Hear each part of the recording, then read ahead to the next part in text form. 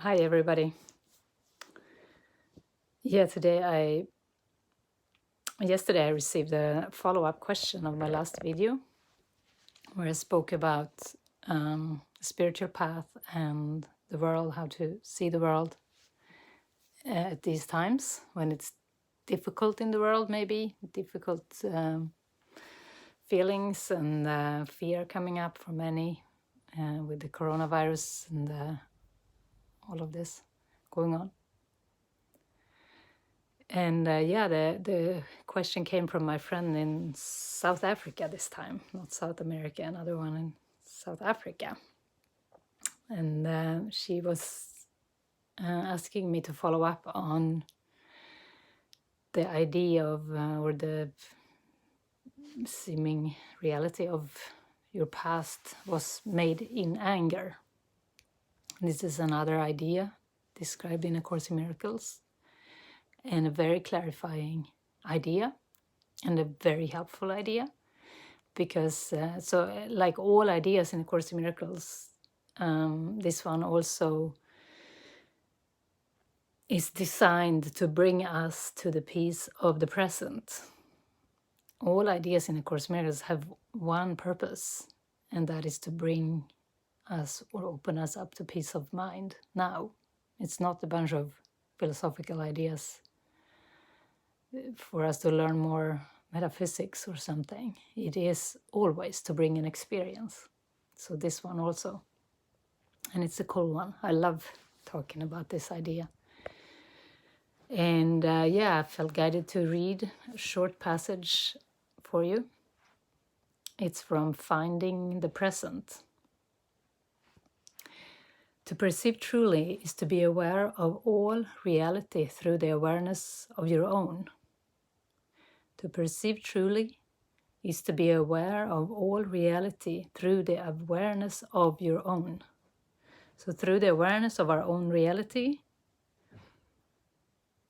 if we're aware of our reality, with capital R, reality, we perceive truly. But for this, no illusions can rise to meet your sight, for reality leaves no room for any error. This means that you perceive a brother only as you see him now. His past has no reality in the present, so you cannot see it. So this is a lovely idea, to perceive a brother only as you see him now. His past has no reality in the present. And this is so beautiful. Doesn't matter what kind of stuff has been going on for your brother or sister, for this other one that is part of your life or your awareness. If you are able to see him or her truly in the present.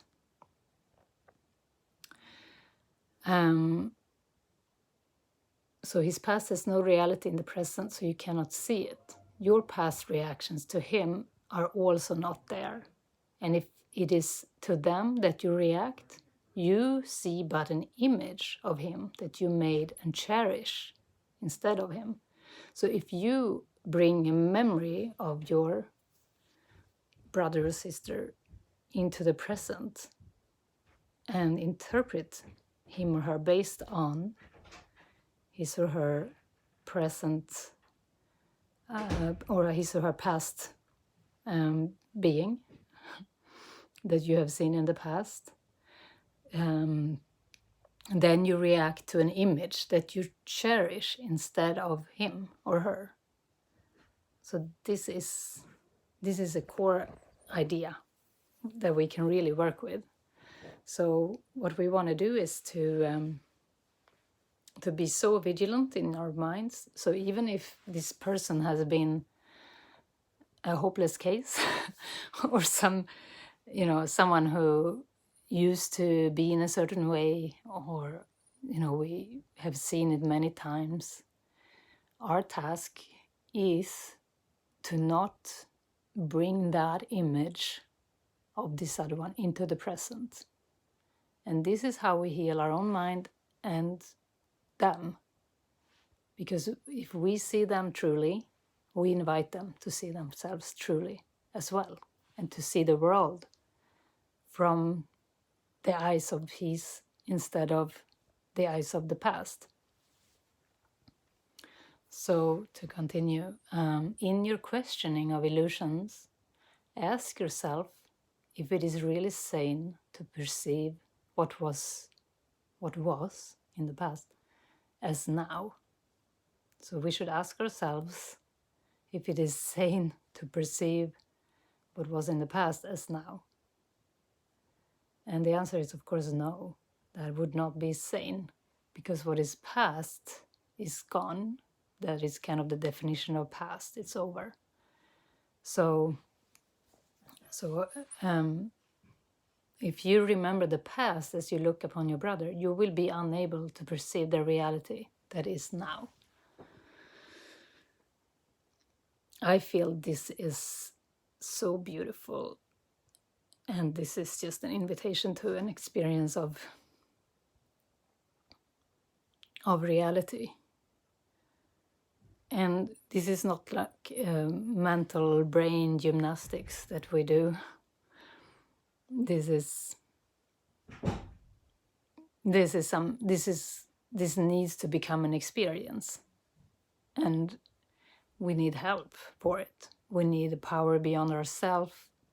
We can't make ourselves do this undoing of the past, but we can be so aware and so vigilant of our thoughts and kind of cut our train of thoughts or cut our interpretation before it kind of becomes a conclusion that we perceive from. So that's the mind training, or that's the practice we need to do. And it continues here. You consider it natural, and natural is in quote marks, to use your past experience as the reference point from which you judge the present. This is a stubborn thing in the mind. This is what we need to become very vigilant against. Using past experience as the reference point from which we judge the present. So our past experience is not sufficient to judge the present. Our past experience is past. Again, it's over. And the invitation for us is to be so present that we perceive from the present. And in the present, the interpretation can only be pure, not tainted by associations, memories, conclusions, all of those. So that's why the spiritual practice is a lot about becoming present, like becoming like a present observer, observing our thoughts, observing situations, and not interpreting them, not concluding anything about them, and becoming so aware of our own patterns, of our own past patterns, so that we can let them go. We can't let them go if we're not aware of them. If we're not aware of them, they will just keep running our lives. And this is what your past was made in anger is all about. It's an unconscious dream that is made in anger, and it was made in anger, in the ego's anger at God. That's what the past was made. That's what the timeline was made out of. Like, in reality, we are at home, in peace, in heaven, or in God, or in truth, in the light. And the timeline came about by this thought that we could be different than that. We could have more than that. We could have more than everything. And that's the anger, right there, that idea that we could split ourselves off from this reality that is one, and have more than everything that is offered in the oneness. And in this desire for more is the timeline made up. And every segment of the past, of history, of the timeline, is a desire for more than the present of reality. So that's why your past was made in anger. And that is why we should never bring the past to the present, but always question it and give it over to the light for a reinterpretation to happen. So with our brothers and sisters, we can show up in a clean new moment every time. And this is our job. So this is what we can do in our lives during our days, and maybe especially now when we have a lot of time on our hands.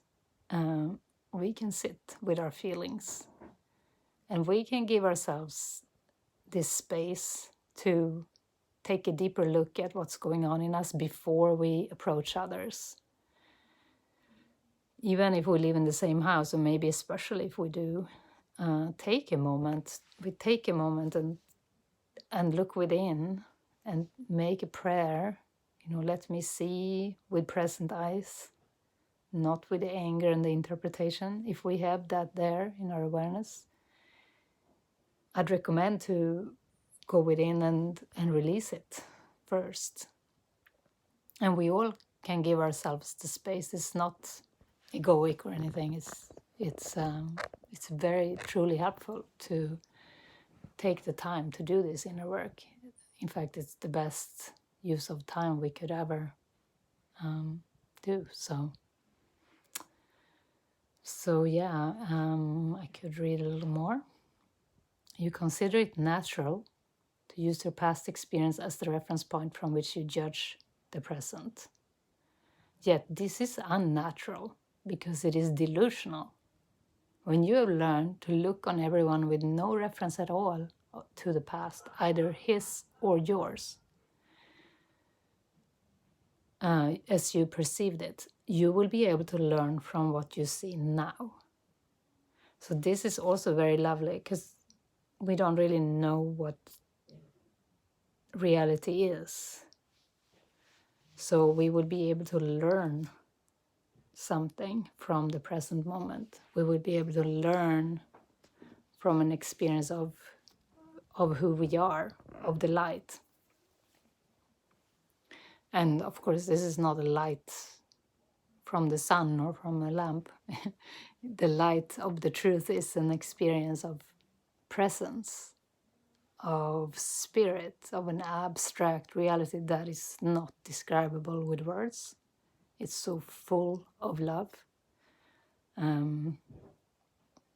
Yeah, so I just say light, and everyone needs to go within and open the door to find the experience of it. It's not something that can be described. You'll be able to learn from what you see now if you look on everyone with no reference at all to the past. For the past can cast no shadow to darken the present unless you are afraid of light. The past can cast no shadow to darken the present unless you are afraid of light. So if you were not afraid of light, you would automatically just see light. But if you're afraid of light, you will bring the past reference. And that will be anger. There will be anger in that. Bringing the timeline, bringing the past, there is always anger, and anger is very connected to fear. There's always fear underneath the anger. So even to start to unwind from this old thought system, it is very helpful to look at anger, to get in touch with the fear that is underneath the anger, and to allow the fear up. And first of all, to allow the anger up into awareness, not to project it and lash out, but to take time to be with it, to transcend it.